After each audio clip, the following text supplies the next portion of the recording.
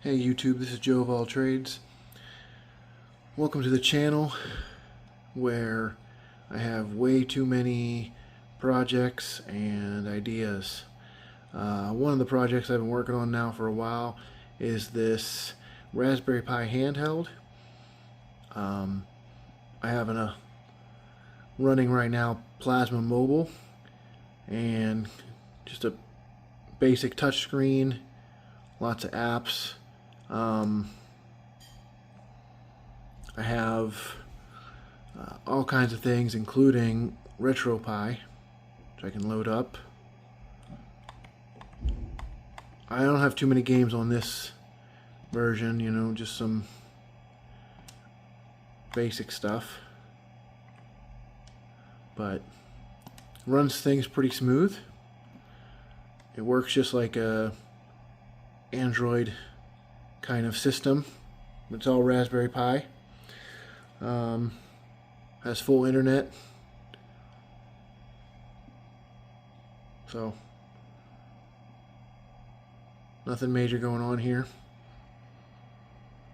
It'll play YouTube, which is kind of like the most basic thing. But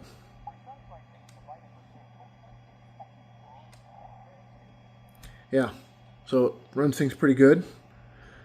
It has Steam Link. Can do everything that Emulation Station. I will be getting PlayStation 2 on here since it's a Pi 5 with 8 gigs of RAM. I've kind of been just playing with the software on this version, and the next version will have a CM5 with a custom PCB. I'll kind of go over my process and different versions, and then I'll do a teardown on this one. It has 10,000 milliamp 2S LiPo in it, 4 cells, and yeah, it works pretty well. Get about 4 hours of playtime or whatever. Nothing major. You know, I got all the Pi apps. Everything works pretty good. Plasma Mobile is, you know, a great thing. I can even do screen sharing or screen capture. So if I want to record my videos, I can. Steam Link works great. As I'm sure you guys know about Steam Link, playing all your Steam games. And if you set up Steam right, you can do other things. Like I play Fortnite on this, which I'll demonstrate later. Diablo 4, which plays really well on this. So yeah, let me show you some of the versions and how I got to this point. So here's the current version that you guys just saw. So these are just Joy-Con controllers. I'll go over the mounting later. The ones I'm using on mine are just better for my giant hands. But underneath, you see I got a Raspberry Pi 5 with a screen that mounts it fine. I got 4 2170 cells. Push button up top, USB-C charging. It's obviously got an active cooler on the back that feeds it in, and then I have a little fan right here. I'll do a teardown on this, and that just kind of exhausts all of the fans. The batteries are mounted here. I got this 5-volt regulator, and that's pretty much it. There's underneath, and that is how the Joy-Cons dock or mount. So this was version 1, and yes, it is pretty much a model from PiePortal, which is kind of the idea I originally wanted to go for. But I soon found out that 3D printing these controllers were just going to be a nightmare and a half, especially considering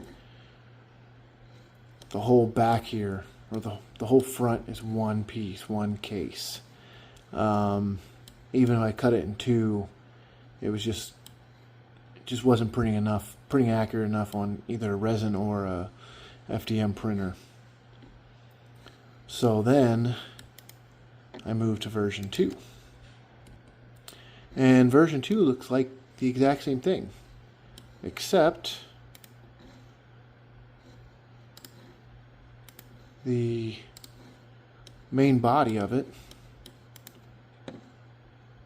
was separated, and these were their own components.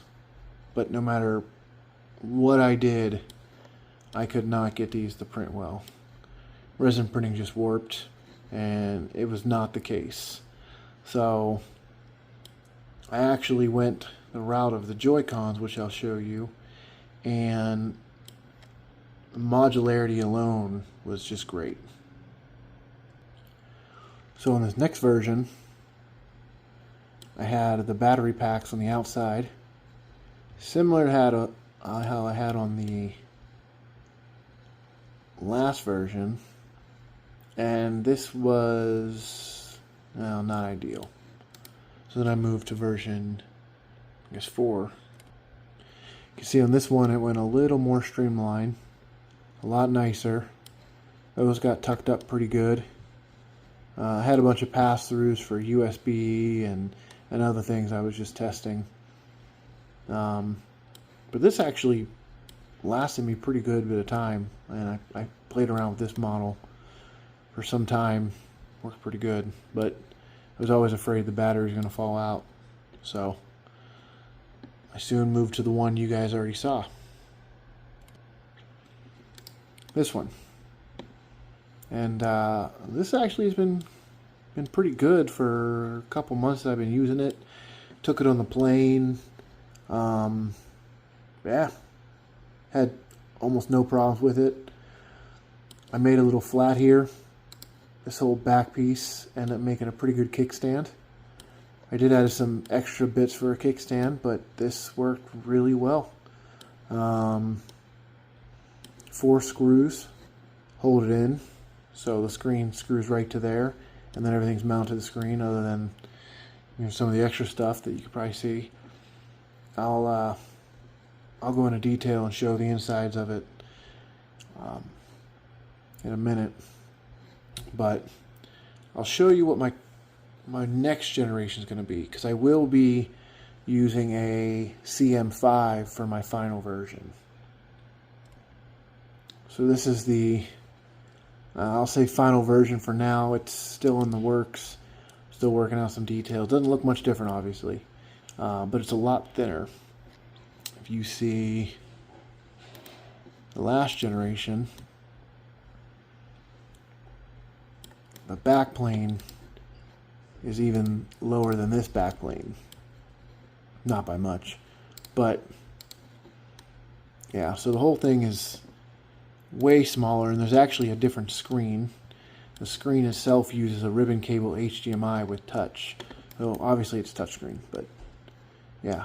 And then the batteries are going to be using the same one for now. I would really like to get the Legion Go battery, but I'm just having trouble with placement of the fan and the active cooler, so that's an option. The PCB that I'm designing, and I'll go over that after this. Yeah, it's still a work in progress. I got a prototype right now, and just to give you guys a reference, here is a Steam Deck. So yeah, my version isn't slimmer than it. Maybe in the future, but this is just what I have. So it's a little, mine's about the same width with the, I'll say, oversized controllers, but trying to mimic the Steam Deck as much as possible, but still having kind of the modularity of the Joy-Con, similar to kind of how Legion Go would be, or is. So yeah, a lot of work. And then you can also see it's just going to just mount with a CM5 and an active cooler. So I'll go over those in a minute. So here's the current prototype that I'm working with.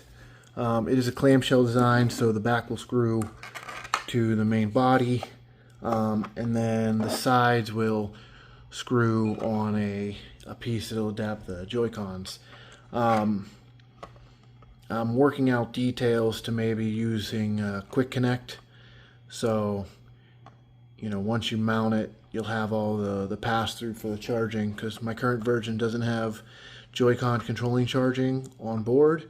So that's something I'm working on right now. It's pretty basic. I have a working version, just not attached. And then, of course, you know, routing the cables. See, the batteries will go in here.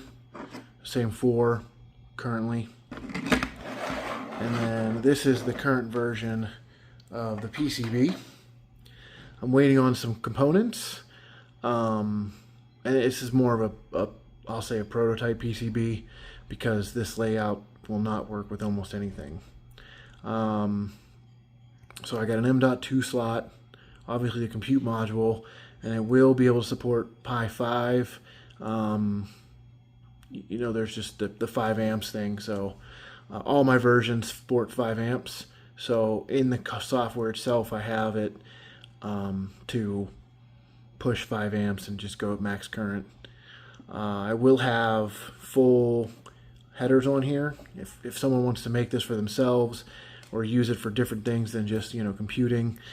It is kind of I mean, the current version it's not the greatest, but it does have kind of a tablet feel to it, so that's something you could use. I have a header, was DSI header, or MIPI for camera or whatever. Here's just some booting stuff. The same 5-volt regulator will go here, and then this is a battery charging module. They're all off the shelf, but the final one will be all integrated with its own circuit. Down here is just the stuff where you connect the battery. I have a micro USB, and the circuitry and everything will be able to. It'll take 12 volts, so you will have to use a PID kind of plug. So you need, I think it's 12 volts at 5 amps to support charging while running while charging the battery. I have a micro HDMI. Either I'm going to have everything go through the USB, or I'll have this, but I do want to make some sort of dock so that you can dock it to a TV, pull the controllers off, or maybe you take this somewhere else and you want to Steam link it to another TV or something. I got a battery. This is the ribbon cable that does touch for the touchscreen. I have not bought that yet, so once everything's populated, I'm going to buy the screen just in that kind of order. I have a USB 3 right here, and my goal is to have just some kind of USB module hidden in the back. With this right here, I have a keyboard plugged in. So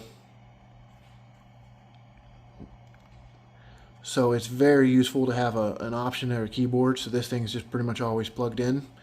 And I want to keep that same functionality on this if you want to just have a keyboard dongle plugged in, or maybe even a separate Wi-Fi, something, whatever, I don't know.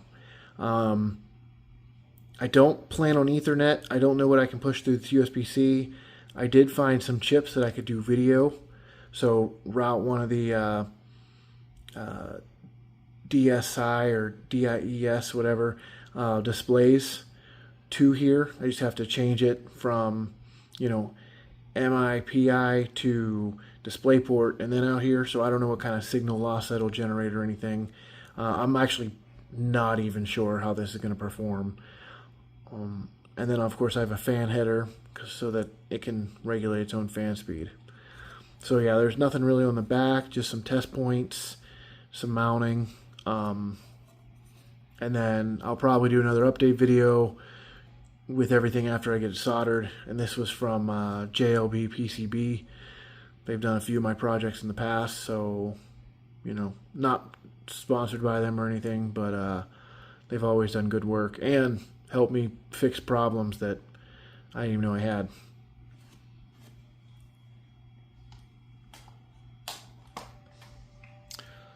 So this works pretty well. I've never had a problem with the Joy-Cons not connecting once you get all the software installed, but sometimes it'll take a second for them to go into the right mode. So there's different modes where you can have it single controller, you know, multiple controller, and then this is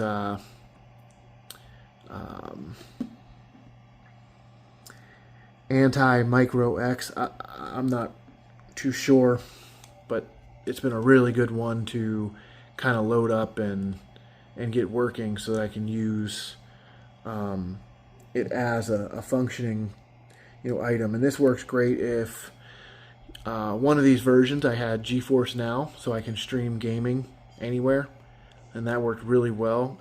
I have tried PS Plus and I have not gotten that working, but if someone has a way to get that going, I would like to have that. And then I haven't done Xbox whatever, but I'm not huge on Xbox. Obviously the PlayStation kind of thing was obvious there. But yeah, I mean, everything works really well. I'll load up a game on, and now I can run it where it just boots right into Emulation Station or Retropie, but I kind of like having the option to go back and forth.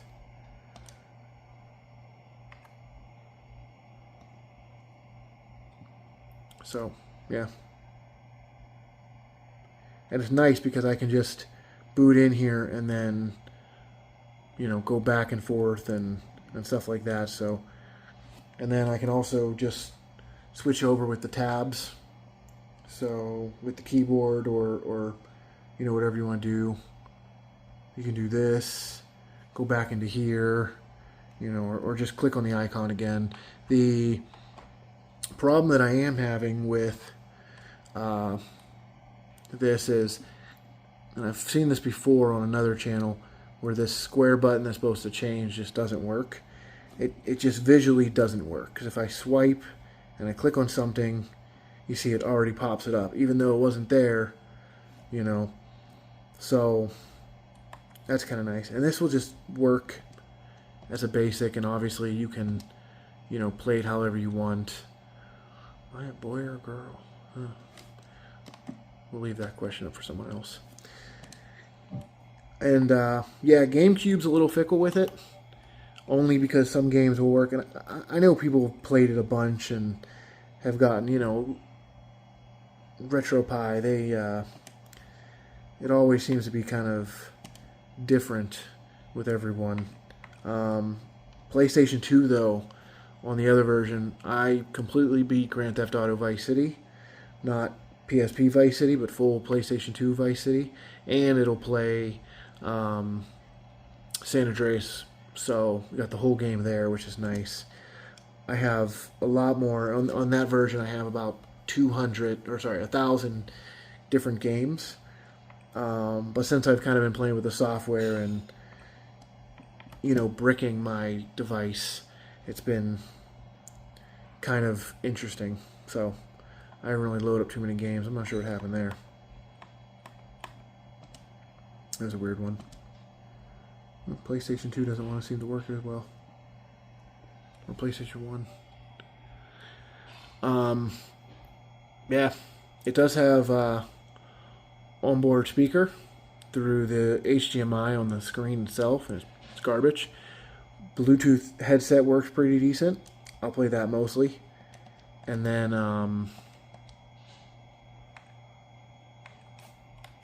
Yeah, PlayStation 1 doesn't have a joystick. You can change that to have a joystick for everything. And so this build is kind of basic for now. So, but works pretty good. I have no problems with anything. So yeah. Joy-Cons are pretty good. I think a general PlayStation controller worked better. But, yeah. So, and anyone who knows Retropie, I know there's a little bit of tweaking here and there. And then, you know, you have all your settings. Same as any. I'm not going to go over Retropie. That's a different topic.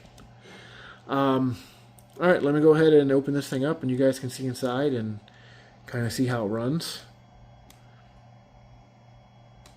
And, yeah. And then I'll get Steam Link going. You guys can see how that goes. I just decided it's best. I'll show Steam Link now before I rip it apart.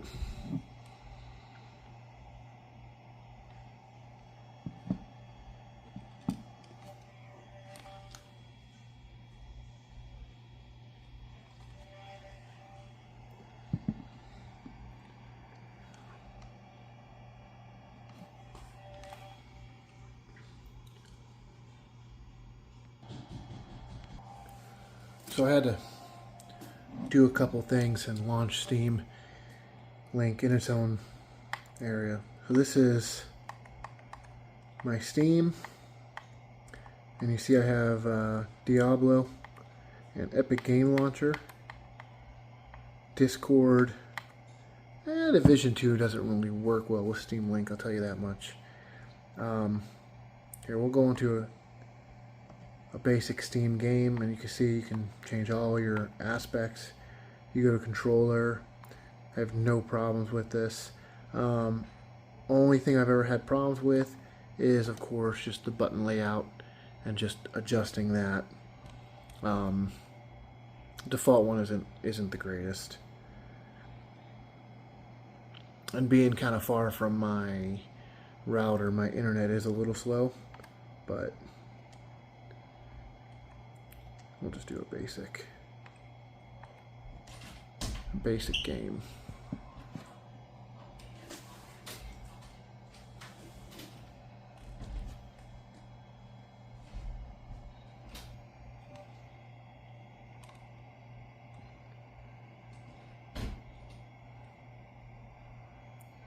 Obviously, it's just a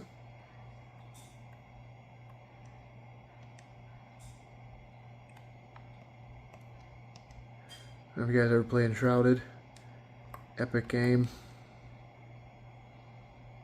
Not going to go through like a whole base tour, but you see this game works great. So yeah, the game works perfectly fine.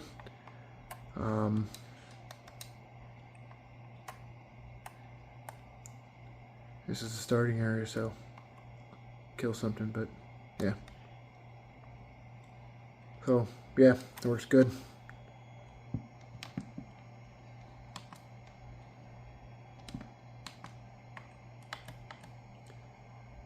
Quit the desktop. I'm going to turn it off and then show you the teardown.